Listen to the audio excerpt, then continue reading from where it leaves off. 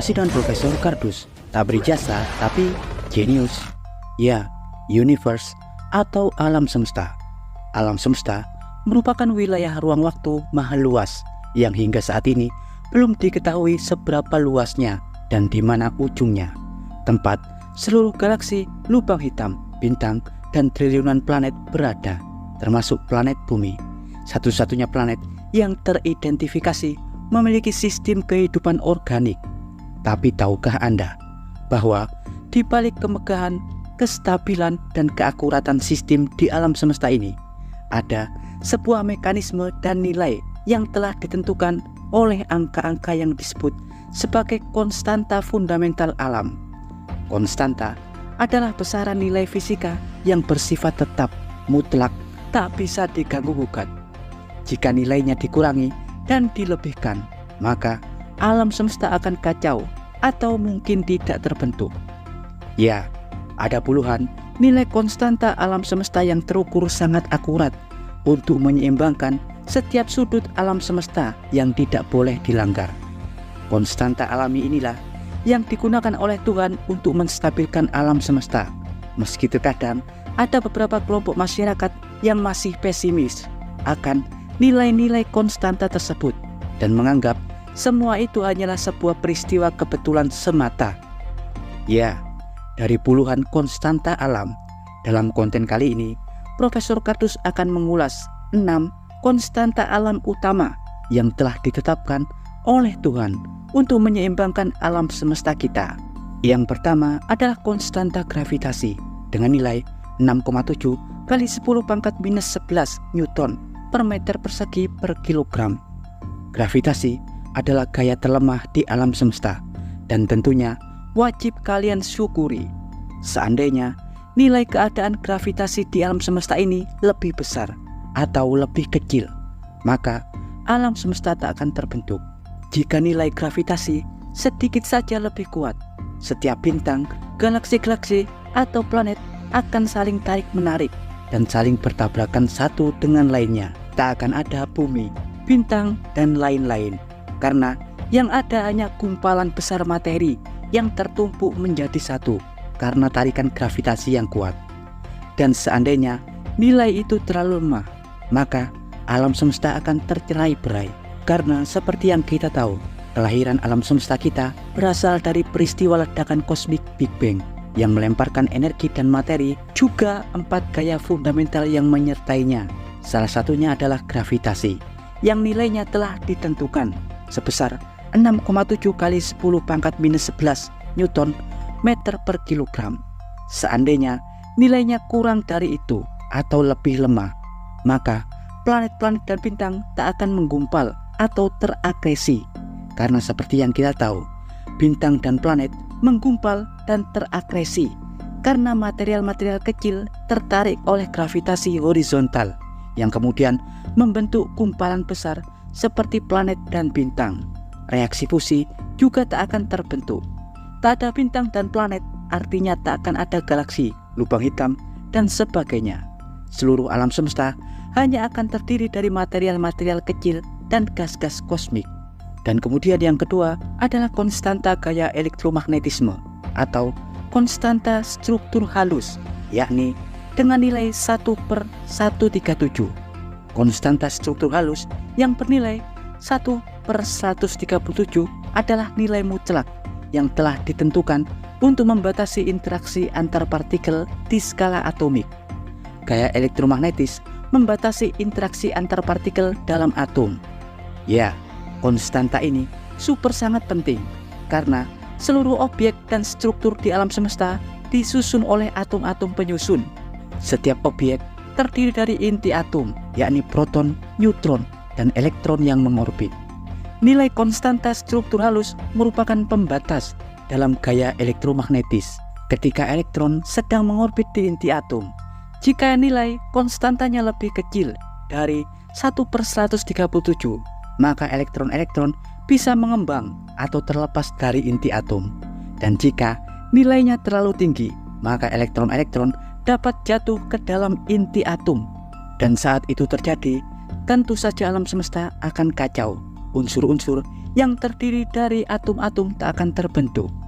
Dan kemudian yang ketiga adalah konstanta gaya nuklir kuat, dengan nilai masing-masing quark menyediakan 1% dari massa proton pada jarak 1 femtometer.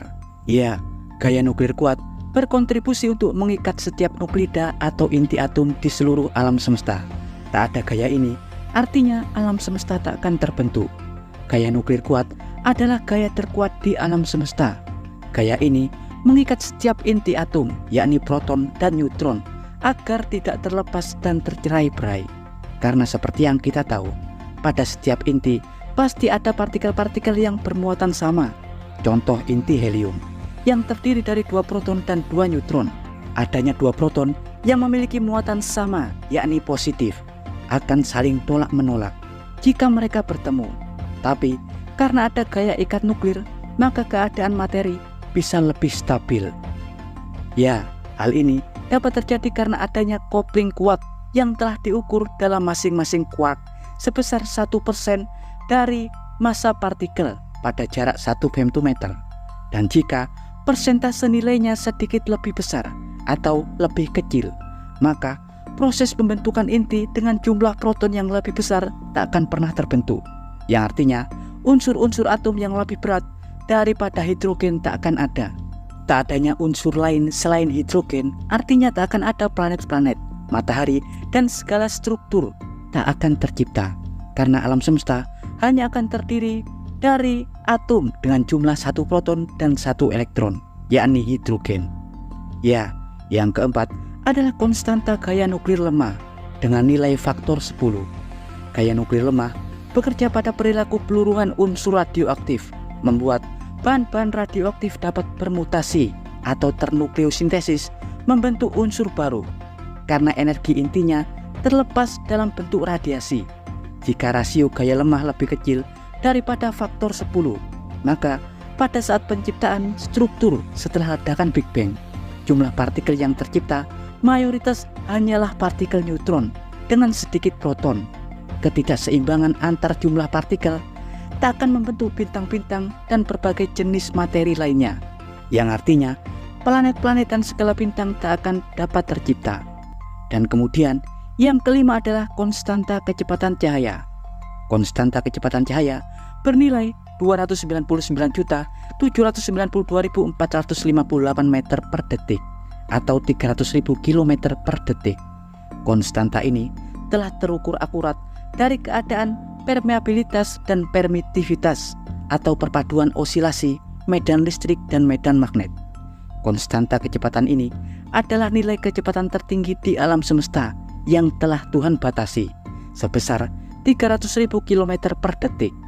Ya, coba Anda bayangkan, jika Tuhan sengaja tak membatasi nilai dari konstanta kecepatan cahaya, pastinya suatu peristiwa bencana di sudut alam semesta pasti akan menghancurkan wilayah alam semesta lainnya. Contoh ledakan supernova di jarak 2 miliar tahun cahaya. Seandainya kecepatan cahaya bernilai tak terbatas, bisa dipastikan radiasi pancaran energi termal yang terlempar dari supernova akan menghancurkan bumi seketika. Juga segala planet yang berada di jalur hantaman energi supernova tersebut. Karena itu, konstanta batas kecepatan cahaya harus dibatasi oleh Tuhan dengan besaran 300.000 meter per detik, agar ada jeda setiap energi besar mengalir dalam ruang waktu di alam semesta ini. Dan kemudian yang keenam adalah konstanta rasio massa muatan atom atau rasio massa elektron dengan proton, yakni dengan nilai 1 dibanding 1836. Jika massa elektron sedikit lebih kecil saja, diketahui organisme hidup tak akan terbentuk. Seperti yang kita tahu, setiap organisme hidup, baik manusia, tumbuhan, dan juga bakteria, terbentuk dari susunan sel yang di dalamnya terdapat RNA, DNA, proton, dan lain-lain, di mana DNA dan struktur lainnya terbentuk dari ikatan atom, terutama atom karbon dan oksigen yang menciptakan rantai ikatan molekul. Pembentukan ikatan valensi elektron pada atom dapat menghasilkan rantai ikatan kimia pembentuk struktur molekul kehidupan. Jika saja nilai rasio massa elektron lebih besar atau lebih kecil, maka ikatan-ikatan valensi tak akan tercipta. Artinya, ikatan kimia pembentuk sel-sel dan penyusun organisme takkan ada yang membuat kehidupan takkan pernah lahir. Ya, dan berikut 6 konstanta alam paling utama. Sebenarnya, masih banyak konstanta alam lain, seperti halnya konstanta Planck, konstanta Boltzmann, Bohr-Magneton, standar atmosfer, Rydberg, konstanta, dan lain-lain. Diketahui, selain berbagai konstanta alam fundamental, banyak juga parameter-parameter lain yang sengaja Tuhan buat untuk melindungi kehidupan seperti di bumi, seperti halnya kestabilan interior geologi dan tektonik, sistem magnetosfer dan atmosfer, jumlah air yang tepat dalam kerak bumi, massa planet bumi, keberadaan planet Jupiter yang melindungi bumi, ukuran galaksi, dan sebagainya, yang sangat masuk akal untuk menjelaskan bahwa planet kita bumi memang sengaja dibuat dengan sangat aman dengan segala keteraturannya yang mustahil kita anggap sebagai sesuatu yang kebetulan, karena nilai-nilai rasionya memang sangat akurat dengan ketepatan yang sangat tinggi. Ya, dan berikut 6 konstanta fundamental alam yang telah dirasiokan oleh Tuhan untuk menjaga alam semesta kita tetap seimbang. Jangan lupa like, subscribe, dan tekan tombol lonceng di channel Profesor Kardus. Tak berijasa, tapi jenius. Profesor Kardus dari Pusat Galaksi Andromeda, Messiah 31 mengabarkan